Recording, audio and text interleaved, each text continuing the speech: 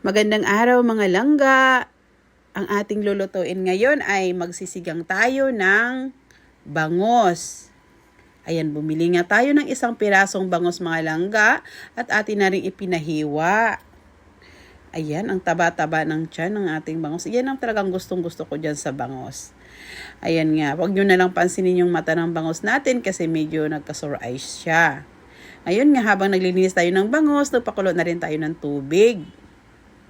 Dinilagay na nga natin ang ating kamatis at saka sibuyas. Then, inilagay na nga rin natin ang ating bangos. Hindi nga natin ito lalahatin mga langga kasi magpiprito pa tayo. Gusto ko rin may prito. Ayan nga mga langga. Antayin lang natin kumulo. Yan.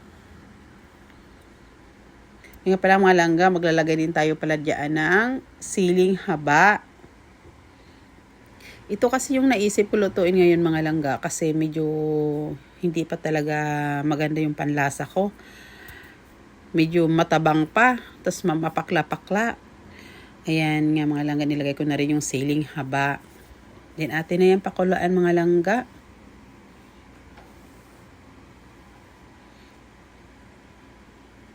Yan nga mga langga, sinunod na rin natin ang ating okra at saka yung dahon ng sibuyas. Then maglalagay na tayo ng sinigang mix ni Mama Sita. Hindi sponsored yan mga langga, pero baka naman masilip. Yan mga langga. Napansin ko lang parang ang dami kong nilagay na sabaw dito Parang nalunod ata ang aking bangus.